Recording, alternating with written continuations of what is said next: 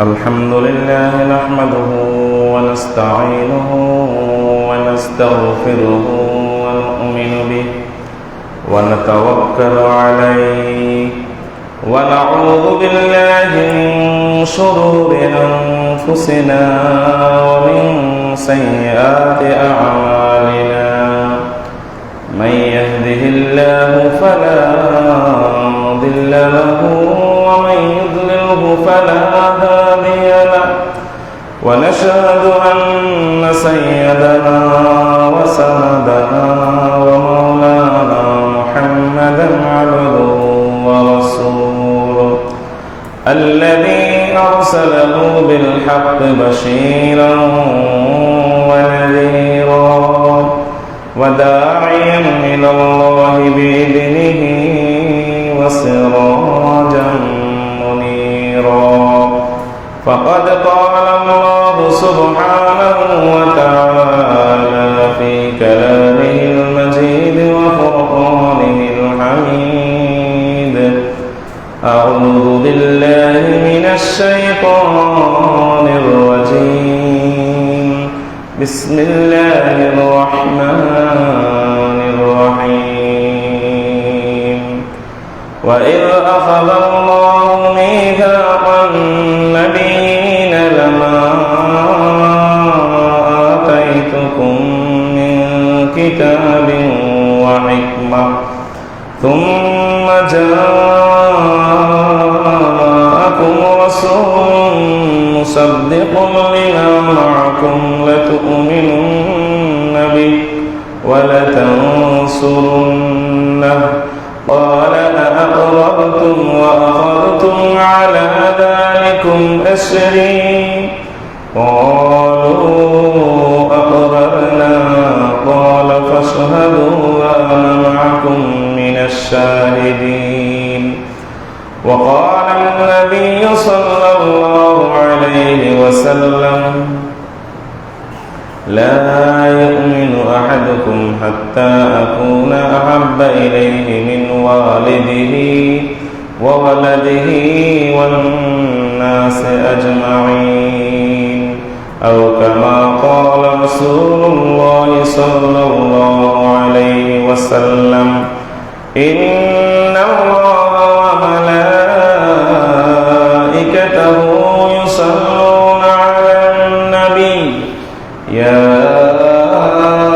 أيها الذين آمنوا صلوا عليه وسلموا تسليما اللهم صل على محمد وعلى آل محمد كما صليت على إبراهيم وعلى آل إبراهيم إنك حميد مجيد اللهم بارك على محمد وعلى آل محمد كما باركت على إبراهيم وعلى آل إبراهيم إنك حميد مجيد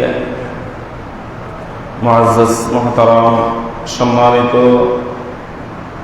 মুসল্লিয়ান ইকরাম মহান আল্লাহ রাব্বুল আলামিনের পবিত্র শাহী দরবারে অসংখ্য গণিত শুকরিয়া জানাচ্ছি যে রব্বুল আলামিন আমাদেরকে সুস্থ রেখে তার ঘরে সে হাজিরা দেওয়ার তৌফিক দান করেছেন এই জন্য আমরা সবাই বলছি আলহামদুলিল্লাহ যারা অসুস্থ আছেন রব্বুল আলামিন সকলকে শিফা আজেলা সিহহাতে কুল্লিয়া দান করুন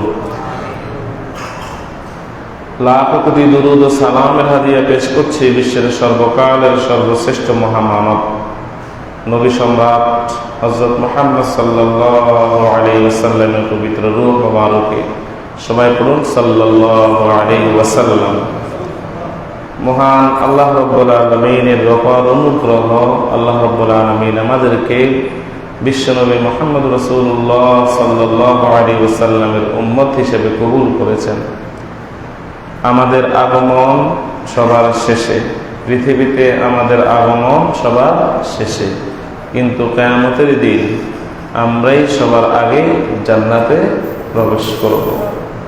সোয়া লক্ষ নবী রাসূলের উম্মত, সবার আগে যে উম্মত জান্নাতে যাবে সেটা হলো উম্মতে মুহাম্মাদী সাল্লাল্লাহু আলাইহি ওয়াসাল্লাম।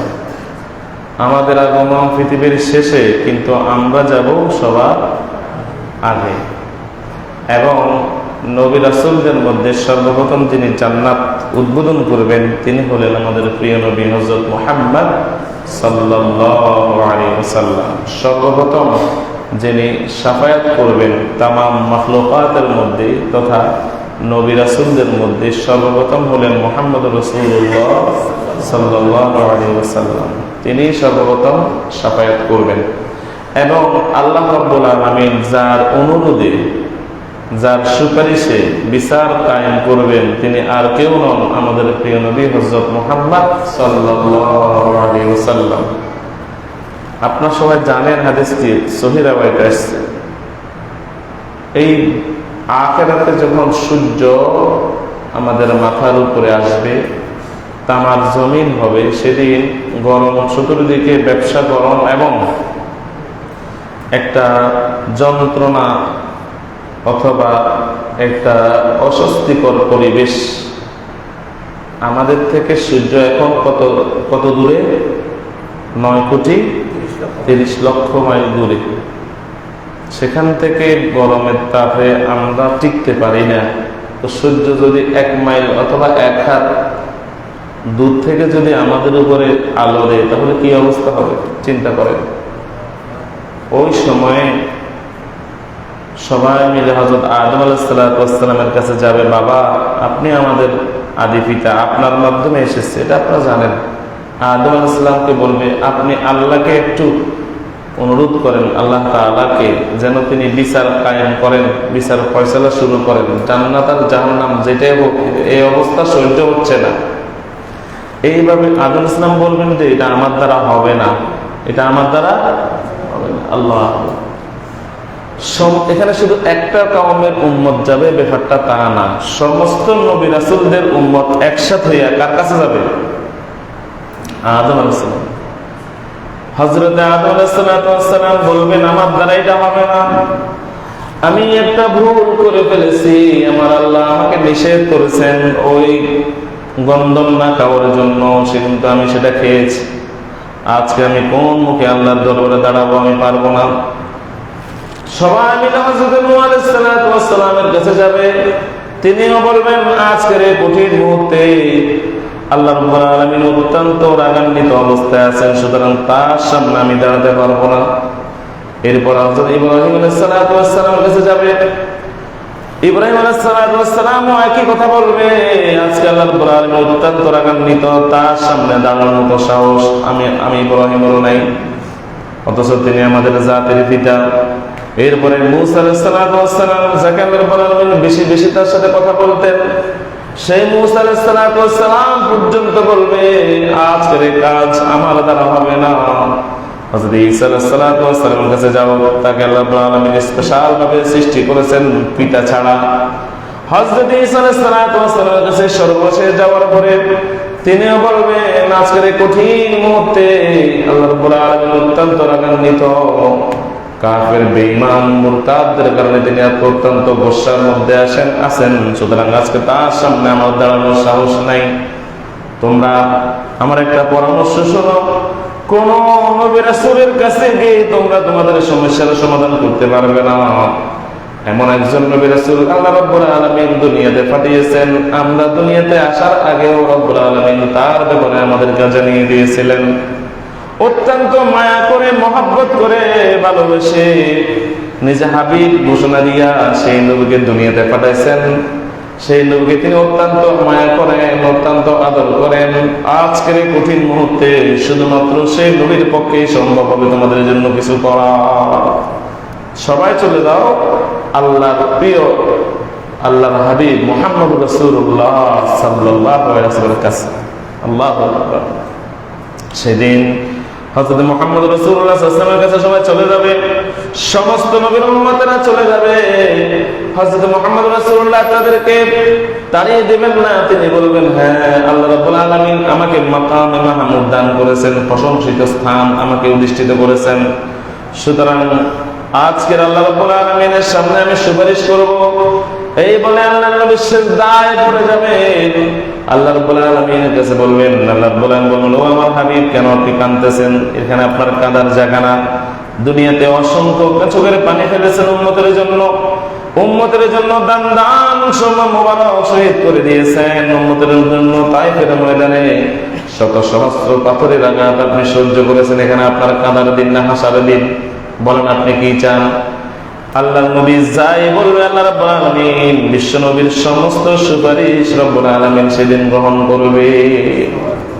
এমন নবী আমরা পেয়েছি, যে নবী শুধুমাত্র হাউজে কাউসারের মালিক একমাত্র আল্লাহ রাব্বুল আলামিন নবী মুহাম্মদ রাসূলুল্লাহকে বানিয়েছেন।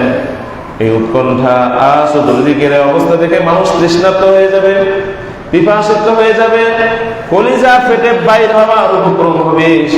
আপনারা জানেন গাম এত বেশি যাবে, কেউ গামের মধ্যে সাঁতরাতে থাকবে, কারো হাঁটু পরিমাণ, কারো বুক পরিমাণ। এই অবস্থায় বিশ্বনবী মুহাম্মদ রাসূলুল্লাহ একটা পেয়ালা নিয়ে সেখানে অবস্থান করবেন হাউজে কাউসারের পাশে। এক পেয়ালা পানি যে ব্যক্তি হাউজে কাউসার থেকে পান করবে, জান্নাতে প্রবেশ করার আগ পর্যন্ত তার আর কোনো ক্ষুধা তৃষ্ণা লাগবে না। সেটাও আমাদের প্রিয় নবী মুহাম্মদ রাসূলুল্লাহ, যার সুপারিশে রব্বুল আলামিন সর্বপ্রথম বিচার কার্য শুরু করবেন আমাদের প্রিয় নবী মুহাম্মদ রাসূলুল্লাহ সাল্লাল্লাহু আলাইহি ওয়াসাল্লাম, যিনি সর্বপ্রথম জান্নাতে যাবেন। জান্নাতের দরজায় যতজন যাবে, ওই জান্নাতের রেজওয়ান নামক জান্নাতের প্রধান যিনি, তিনি জিজ্ঞাসা করবেন তোমার নাম কি? বলবে আমার নাম অমুক। বলবে না, তুমি এখন জান্নাতে প্রবেশ করতে পারবে না, ওয়েট করো, অপেক্ষা করো। এই জান্নাত উদ্বোধন করবেন আল্লাহর একজন প্রিয় মানুষ, আল্লাহর একজন প্রিয় বান্দা, প্রিয় মাখলুক এই জান্নাত উদ্বোধন করবে। তার নাম মুহাম্মদুর রাসূলুল্লাহ সাল্লাল্লাহু আলাইহি ওয়াসাল্লাম। তেনার প্রবেশের আগে সমস্ত মানুষের জন্য জান্নাতে প্রবেশ করা হারাম। আল্লাহর নবী নিজের হাতে জান্নাত উদ্বোধন করবেন। উদ্বোধন করার পরে সর্বপ্রথম নবীদের পরে যে ব্যক্তি জান্নাতে প্রবেশ করবে তার নাম হযরত আবু বকর রাদিয়াল্লাহু তাআলা আনহু। নবীদের পরে সর্বপ্রথম কে জান্নাতে প্রবেশ করবে? আমাদের প্রিয়, আমাদের সকলের সম্মানিত হযরতে আব্দুল্লাহ ইবনে আবি কুহাফা। আবু বকর রাদিয়াল্লাহু তাআলা আনহু আসল নাম কিন্তু আবু বকর না, তার নাম হচ্ছে কি আব্দুল্লাহ। আবু বকর রাদিয়াল্লাহু তাআলার নাম কি? আব্দুল্লাহ। বুঝা জানি আমার আলোচনাটা?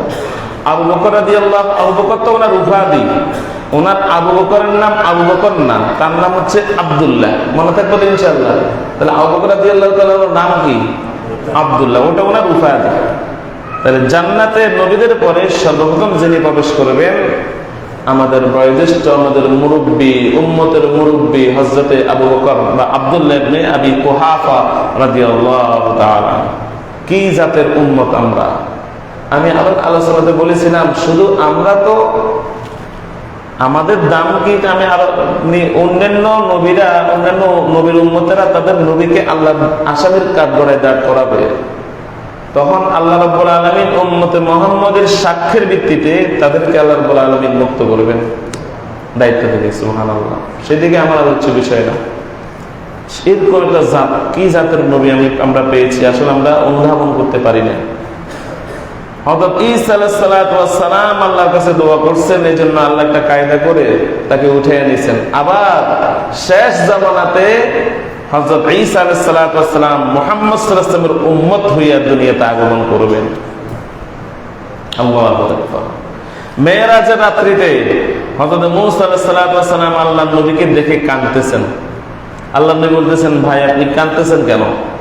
কাঁদতেছে এই জন্য যে আমার পরে আপনি দুনিয়াতে আসলেন, আমার পরে আপনার উম্মতরা দুনিয়াতে এসেছে আমার উম্মতের পরে, অথচ আমি আপনাদের আগে, কিন্তু আমার যত উম্মত জান্নাতে যাবে তার চেয়ে অসংখ্য গুণ বেশি উম্মত আপনার জান্নাতে যাবে। এই জন্য কাঁদতেছি যে আমার উম্মত তো বেশি জান্নাতে যেতে পারবে না, আপনার উম্মত বেশি জান্নাতে যাবে। সেই নবীর উম্মত আমরা। তো গত জুমাতে আমি বলেছিলাম আল্লাহ রাব্বুল আলামিন কয়টা সমাবেশ করেছেন? তিনটা। মনে আছে তো? ইনশাআল্লাহ আজকে শেষ করে এই তিনটে বলবো। 1 নম্বর সমাবেশ করছেন, আমরা বলি এটাকে জনসভা। বলেন জনসভার মানে হচ্ছে সেখানে প্রধান মনে করেন তাদের প্রধান নেতা বা নেত্রী আসবে, তো তাদের প্রেসিডিয়াম সদস্যরাও আছে, পুরা এলাকার মানুষ বা আরো বিভিন্ন জেলার মানুষ আছে, সবাইকে নিয়ে যে সভা সেটা হলো জনসভা। ঠিক তো? সেখানে খাস আম বিশেষ আর বিশেষ সবাই সেখানে থাকে। আল্লাহ রাব্বুল আলামিন সর্বপ্রথম সমস্ত বনি আদমদেরকে নিয়ে একটা মিটিং করছেন। সেখানে আমি আপনি সবাই ছিলাম, যারা কবরস্থানে শায়িত আছে তাদের রূহগুলো ছিল, যারা এখনো দুনিয়াতে আসে নাই তারাও ছিল। মানে আদম আলাইহিস সালাম থেকে শুরু করে কিয়ামতের আগে শেষ ব্যক্তি পর্যন্ত সবার রূহ আল্লাহ তাআলা সবাইকে আদম আলাইহিস সালামের পিঠ থেকে বের করে সবাইকে ওখানে উপস্থিত করছেন। এটার নাম হচ্ছে আলমে আরওয়াহ, রূহের জগৎ। কিসের জগৎ? রূহের জগৎ। সেখানে আল্লাহ রাব্বুল আলামিন একটা ভাষণ দিয়েছিলেন। এখনো কেউ দুনিয়া, আল্লাহ তাআলা হয়তো দুনিয়া সৃষ্টি করেন নাই, দুনিয়াতে এখন কেউ আসে নাই, তার আগে আল্লাহ রাব্বুল আলামিন একটা মিটিং করেছেন, এটা সব বান্দাদেরকে নিয়ে।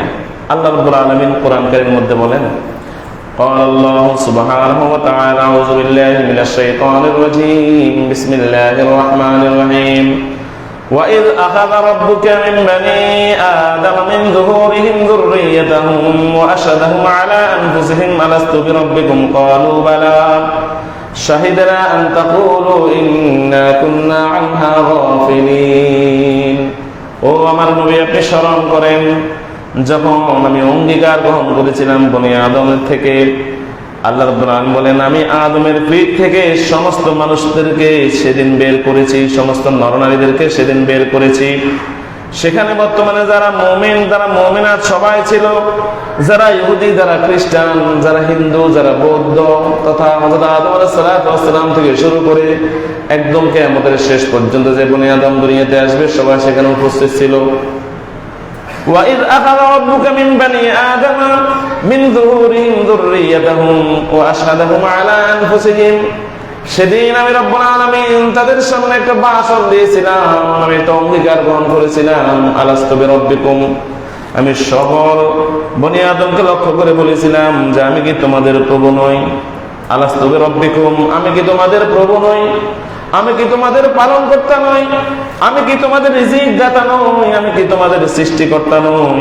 ক্বালু বালা শাহিদিনা, সমস্ত রূহ সেদিন দারাজ কণ্ঠে বলে উঠলো, হ্যাঁ আল্লাহ অবশ্যই আপনি আমাদের রব। বলেন অবশ্যই আল্লাহ আপনি আমাদের রব। বলেন সবাই। সেদিন সমস্ত রূহগুলো আল্লাহর এই জিজ্ঞাসার জবাবে বলবে অবশ্যই ক্বালু বালা শাহিদিনা আলা আনফুসিহিম, সমস্ত রূহ আমিও বলেছি, আপনিও বলেছেন, তামাম পৃথিবীর মানুষরা বলেছে, আল্লাহ আমরা আমাদের উপর আমরা সাক্ষ্য দিচ্ছি যে আপনি আমাদের রব। আল্লাহ রাব্বুল আলামিন বলেন আমি এই অঙ্গীকারটা কেন নিলাম শুনো, ইন্না কুন্না আনহা গাফিলিন, যাতে কিয়ামতের দিন আমার কোন বান্দা বান্দি যাতে বলতে না পারে আল্লাহ আমি তোমাকে চিনি নাই, আমি তোমাকে জানি না, দুনিয়াতে আমার কাছে কোনো দাওয়াত আসে নাই, আমি আল্লাহকে আমাদের প্রভু নাকি এই কথা আমি জানি না, এই কথাটি যাতে কেউ বলতে না পারে, দুনিয়াতে আসার আগে আমি আল্লাহ তাআলা তাদের সামনে আমার পরিচয় দিয়া তাদের থেকে আবার ফিডব্যাক করে নিয়েছি যে আমি কি তোমাদের প্রভু নই, আমি কি তোমাদের সৃষ্টিকর্তা নই, আমি কি তোমাদের রিজিকদাতা নই, আমি কি তোমাদের সাহায্যদাতা নই? তোমরা সবাই বলেছিলে হ্যাঁ আল্লাহ আপনি আমাদের রিজিকদাতা, আপনি আমাদের স্রষ্টা, আপনি আমাদের রব। সুতরাং এই কথা কিয়ামতের দিন যাতে বলতে না পারো এই জন্য আমি দুনিয়াতে প্রেরণের আগেই তোমাদের থেকে অঙ্গীকার গ্রহণ করলাম। তাহলে এই সমাবেশটা আল্লাহ তাআলা নিয়েছেন তার রুবুবিয়তের স্বীকৃতির জন্য, যে আমি তো তোমাদের রব, এই কথা তোমরা মানো কিনা। সমস্ত রূহরা সেদিন কি বলেছিল? হ্যাঁ অবশ্যই মানি। আমরা পরস্পর সাক্ষী থাকলাম যে আমরা যে আপনাকে রব হিসাবে ঘোষণা দিয়েছি, আমরা একজন আরেকজনের সাক্ষী।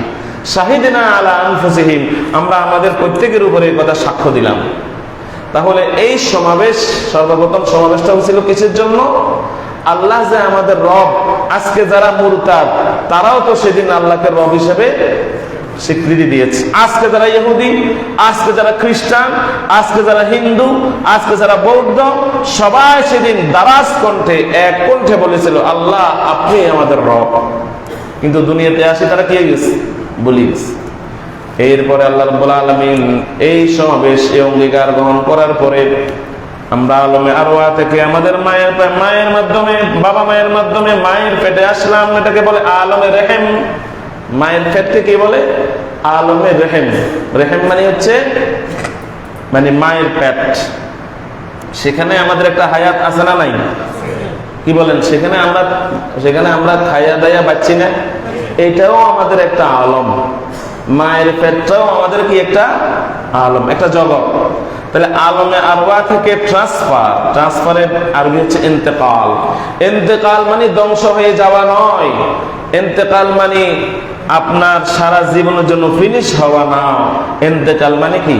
টু ট্রান্সফার, স্থানান্তরিত হওয়া। ওই যে স্কুলে দেখেন না টিসি, ট্রান্সফার সার্টিফিকেট। ট্রান্সফারের সরাসরি বাংলা আরবি কি?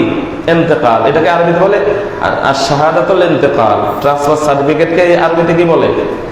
শাহাদাতুল ইন্তেকাল, মানে ট্রান্সফার সার্টিফিকেট। আমি এই জায়গাতে ছিলাম, এই যে আমি মনে করেন মসজিদে একটা মসজিদে ছিলাম, এখন সেখান থেকে ইন্তেকাল করে আপনাদের এখানে আসছি, এটার নাম হচ্ছে ইন্তেকাল। একটা জায়গা থেকে আরেকটা জায়গায় স্থানান্তরিত হওয়া। এখন আছে দুনিয়াতে, পরে থাকবে কবরে। এই জায়গা থেকে ট্রান্সফার হয়ে সেখানে গেছেন, পার্থক্য এতটুকু। কিন্তু তাই বলে কি আমরা শেষ হয়ে গেছি?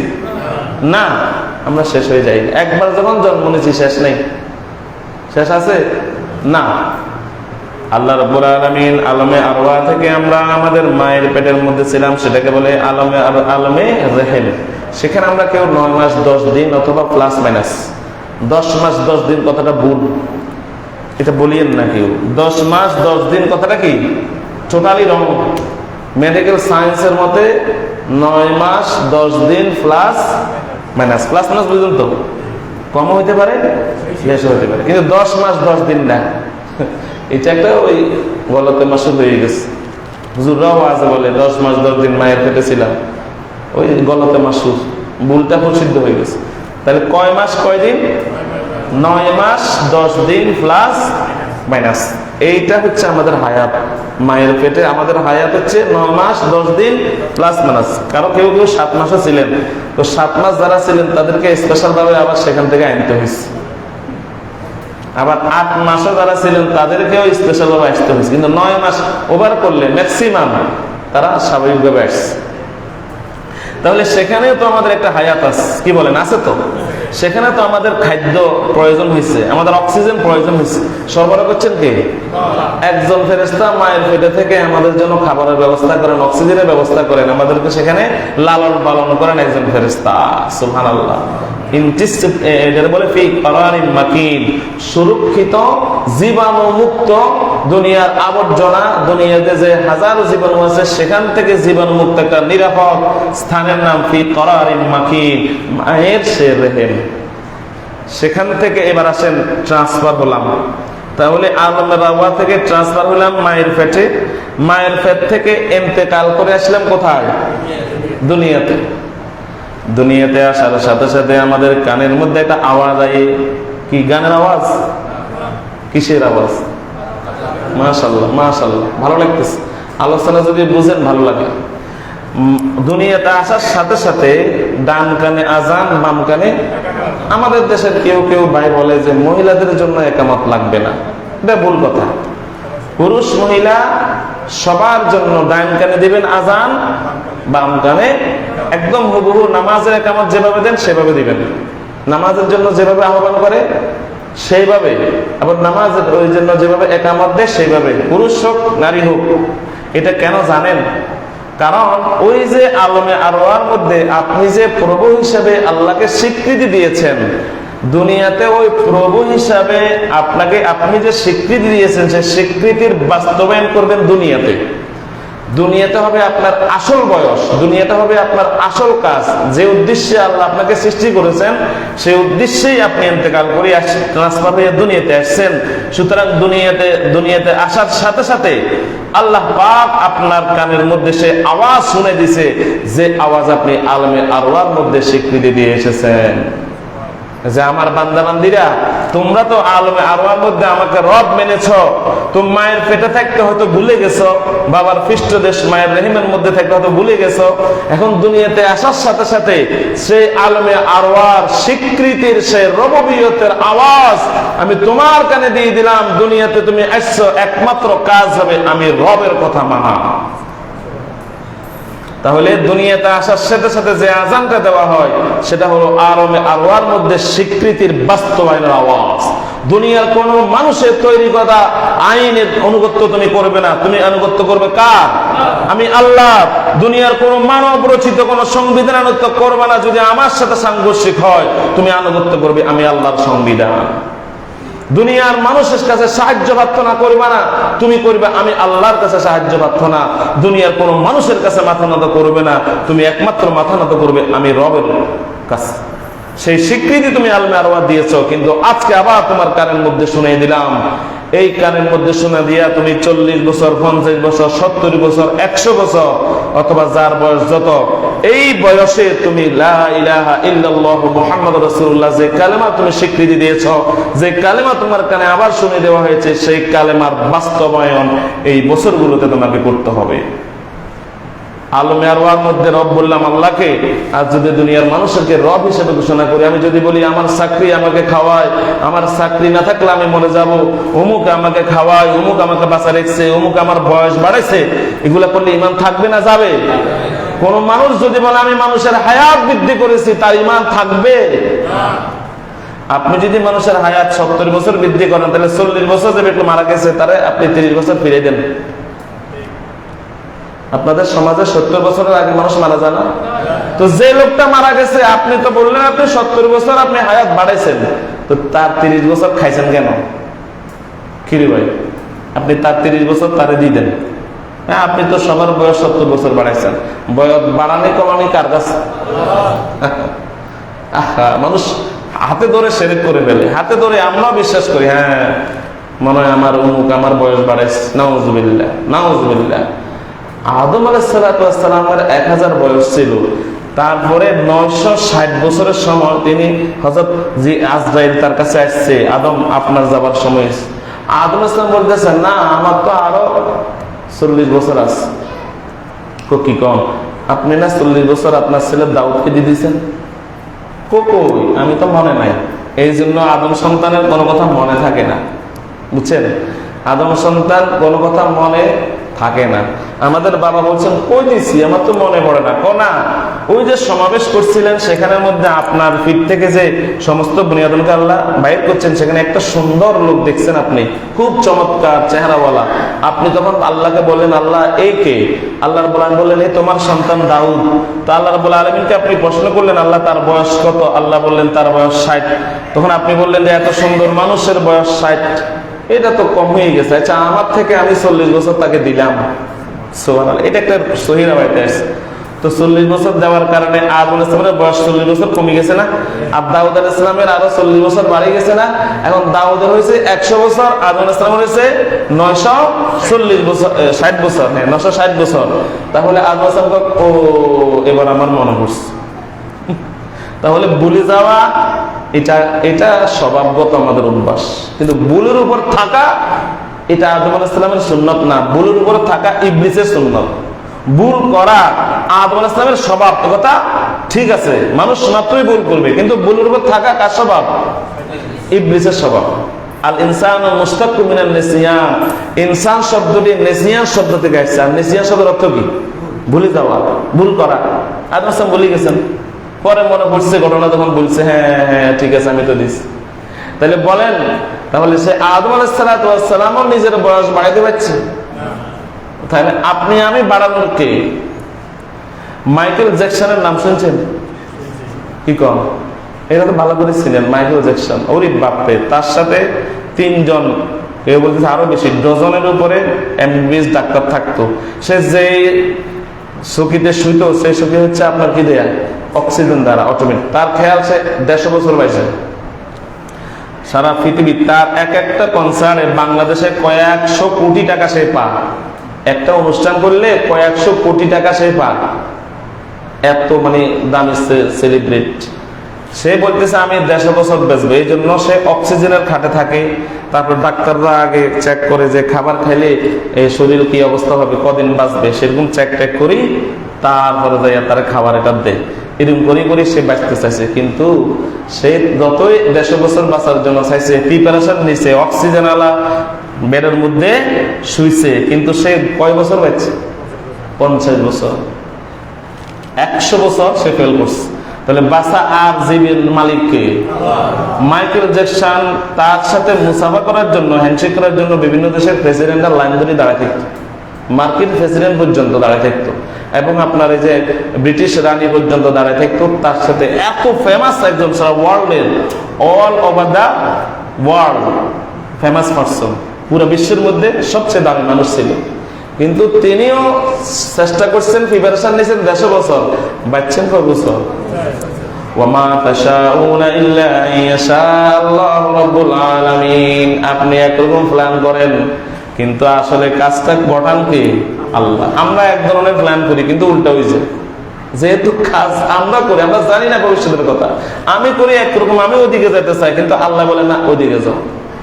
এই জন্য এই সমস্ত কথাগুলো করলে শিরক হবে। কি হবে? শিরক হবে। বরং হায়াত কমানো বাড়ানোর মালিক কে?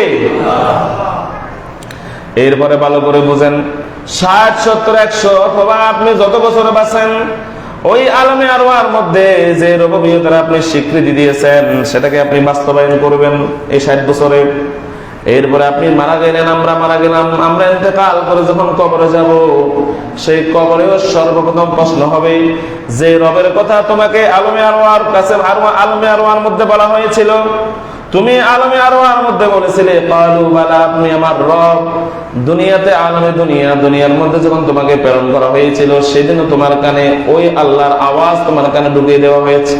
পৃথিবীর মানুষের আইনকে ফাঁয়ে ঠেলে আল্লাহর আইনকে তুমি মাথায় তুলে নিবা, তুমি আল্লাহর আইনের প্রতি মাথা নত করবা, আল্লাহর কাছে সাহায্য প্রার্থনা করবা। এরপরে জীবনের হায়াত শেষ হয়ে যাওয়ার পরে কবরেও সর্বপ্রথম প্রশ্ন হবে মান রব্বুক। আল্লাহু আকবার। যে রবের ঘোষণা তুমি আলমে আরওয়া দিয়েছ, যে রবের আওয়াজ তোমার কানের মধ্যে যাওয়ার মাধ্যমে দুনিয়াতে এসেছ, সেই রবের কথাগুলো কতটুকু বাস্তবায়ন করেছ, সেটার ফলস্বরূপ কবরের সর্বপ্রথম প্রশ্ন হবে তোমার রবকে। অথচ আল্লাহ তাআলা আগেই তো ঘোষণা নিয়ে নিয়েছেন, আমরা সবাই বলছি যে আমার রবকে আল্লাহ, কিন্তু দ্বিতীয়বার ফাইনালি আল্লাহ রাব্বুল আলামিন এই জন্য জিজ্ঞাসা করবেন যে তুমি তো ভুলে যাবা, ঠিক আছে, আবার যাতে ভুলে না যাও, দুনিয়াতে আসার সাথে সাথে তোমার কানের মধ্যে আবার স্মরণ করে দিস। আলেম ওলামারা মসজিদের মিম্বার থেকে, ওয়াজ মাহফিল থেকে তোমাকে আমার প্রতি আনুগত্য করার জন্য অনেকবার বলেছে। সুতরাং সেই রুবুবিয়ত কতটুকু পালন করেছো, আমাকে কতটুকু মান্য করেছো, আমার শরীয়তকে কতটুকু মান্য করেছো, আমার হাবিবকে কতটুকু মান্য করেছো, সেটা রেজাল্ট দাও মান রব্বুক। কি সুন্দর মিল আছে না? বুঝছেন না মিলটা? তো সেদিন যে ব্যক্তি দুনিয়াতে আল্লাহর আইন না মেনে ও মানুষের আইন মানছে, সে কি বলতে পারবে রব্বি আল্লাহ? সেদিন যদি কেউ বলে যে আল্লাহর আইন প্রাগৈতিহাসিক, এটা আগের 1400 বছর আগের আইন, বর্তমানে আধুনিক যুগের জন্য অ্যাপ্রোপ্রিয়েট না, সে ব্যক্তি বলতে পারে রব্বি আল্লাহ। যদি বলেন 1400 বছর আগে বর্তমান বাংলাদেশের জন্য প্রযোজ্য না, এই ব্যক্তি কবরে বলতে পারবে আল্লাহ আমার রব। যে ব্যক্তি বলবে আদালতে আল্লাহর আইন চলবে না, কোরআনের আইন চলবে না, সে ব্যক্তি কবরে বলতে পারে রব্বি আল্লাহ। কখনো অসম্ভব, অবাস্তব। কেউ যদি মনে করেন যে মানুষের তৈরি করা আইন সবগুলো শিরক না, যেগুলো আল্লাহর আইনের সাথে সংঘর্ষ, আপনি ততক্ষণ পর্যন্ত লা ইতাআতা লিমাখলুকিন ফি মাসিয়াতিল খালিক, ততক্ষণ পর্যন্ত মানুষের আইন মানবেন যতক্ষণ পর্যন্ত আল্লাহর আইনের সাথে মানুষের আইনের সংঘর্ষ না হয়। কিন্তু যদি আল্লাহর আইনের সাথে কোনো মানুষের, কোনো দেশের, কোনো সরকারের আইন সংঘর্ষ হয়, কার আইন মানবেন? কার আইন মানবেন? আল্লাহর আইন। তবে আপনি বলতে পারবেন রব্বি আল্লাহ, আপনি সফল। আমার কথাগুলা কি বোঝা যাচ্ছে ভাই? 1 নম্বর সমাবেশের কথা শেষ।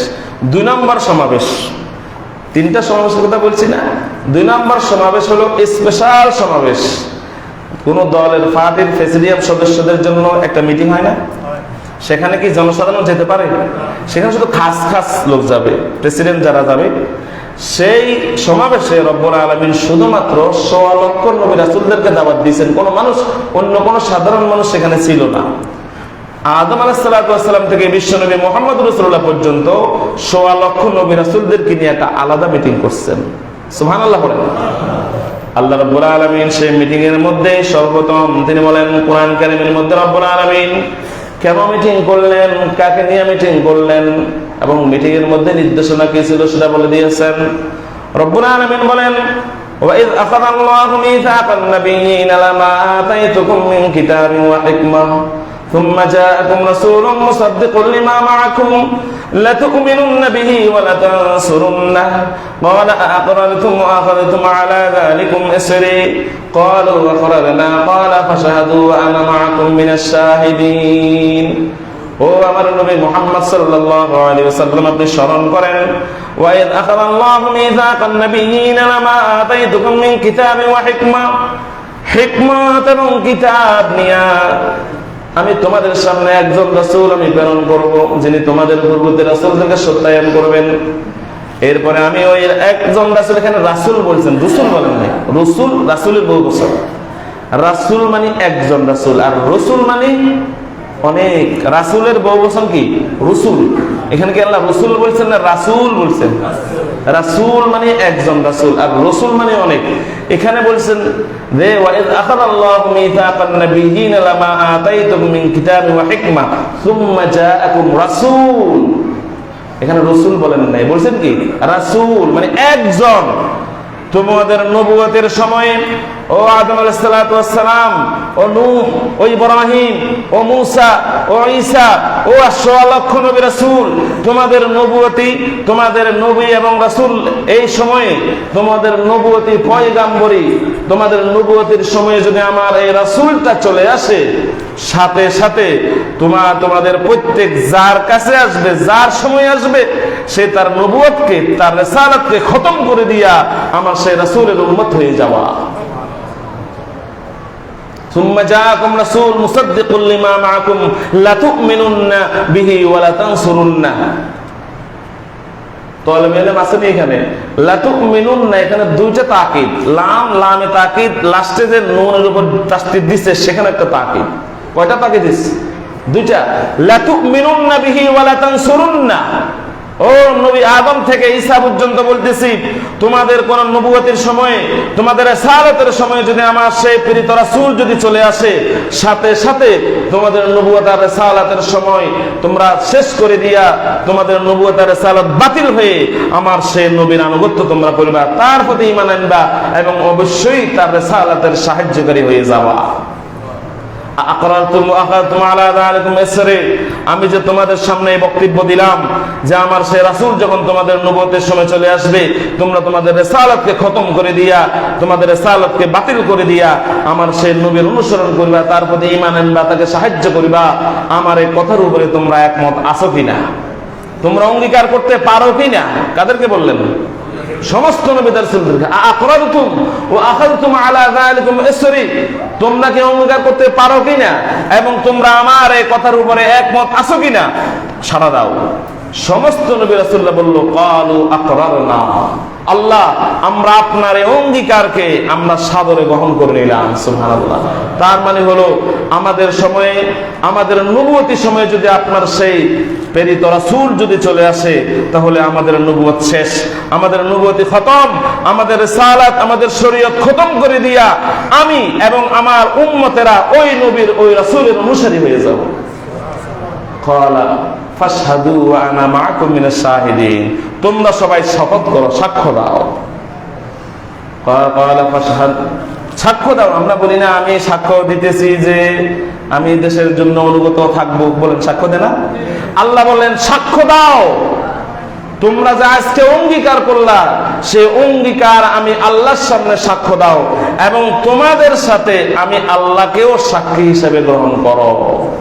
মানে তোমরা যে সাক্ষ্য দিয়েছিলা এটার সাক্ষী আমি আল্লাহ আছি। ফাশহাদু ওয়া আনা মাআকুম মিনাশ শাহিদিন। ও আমার নবী রাসূল, তোমরা সাক্ষ্য দাও, আর তোমাদের সাক্ষ্যের মধ্যে আমি আল্লাহ সাক্ষীদাতাদের মধ্যে একজন, আমিও সাক্ষ্য দিলাম। সুবহানাল্লাহ। হযরতে আলী রাদিয়াল্লাহু তাআলা এবং রাইসুল মুফাসসিরিন হযরত আব্দুল্লাহ ইবনে আব্বাস বলেন যে যাকুম রাসূল বলে যে রাসূল কথা বলা হয়েছে তিনি আর কেউ নন, আমাদের সকলের কলিজার টুকরা প্রিয় নবী মুহাম্মদ রাসূলুল্লাহ সাল্লাল্লাহু আলাইহি ওয়াসাল্লাম। সুবহানাল্লাহ। নবী মুহাম্মদের মর্যাদা কি এই আয়াত দ্বারাই আপনারা বুঝতে পারেন।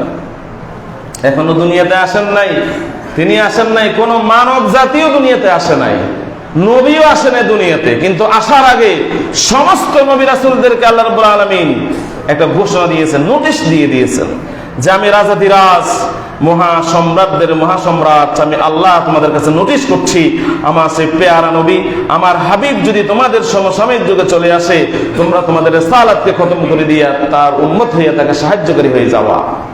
সেই নবীর নাম কি? চিন্তা করেন কি জাতের নবী, কি মর্যাদার নবী, কি রহমতের নবী, কি মায়ার নবী। আল্লাহ রাব্বুল আলামিন তাকে কত গুরুত্ব দিয়ে দুনিয়াতে পাঠাইছেন, কিন্তু আফসোস আমরা হতভাগারা সেই নবীকে চিনলাম না। এরপরে 3 নম্বর সমাবেশের কথা আজকে আর বলার সময় নেই। 3 নম্বর সমাবেশ হচ্ছে, এবং আল্লাহ রাব্বুল আলামিন নবীদেরকে কথা বলেছেন যে ঠিক আছে তোমরা তো সাক্ষ্য দিয়েছো, আমিও গ্রহণ করেছি, তবে তোমাদের কাছে আরেকটা নোটিশ করতেছি, তোমরা যখন দুনিয়াতে যাবে আদম থেকে শুরু করে ঈসা আলাইহিস সালাম পর্যন্ত তোমরা তোমাদের প্রত্যেকেই তোমরা তোমাদের উম্মতের কাছে আমার শেষ নবী আমার হাবিব মুহাম্মদুর রাসূলুল্লাহর নাম বলে যাবে। এবং তাদেরকে বলে যাবে যে আমি চলে যাচ্ছি, আমি যদি মৃত্যুবরণ করি, আমার মৃত্যুর পরে অথবা ঈসা আলাইহিস সালামকে উঠিয়ে নেওয়ার আগে তারা বলবে যে আমার মৃত্যুর আগে অথবা আমি যখন থাকবো না, তখন যদি সেই কাঙ্ক্ষিত সেই ওয়াদাকৃত নবী মুহাম্মদ যদি চলে আসে, তোমরা সবাই তার অনুসারী হয়ে যাবে। ১৬ লক্ষ নবী রাসূল সবাই বলে গেছেন কিনা? সবাই বলে গেছেন।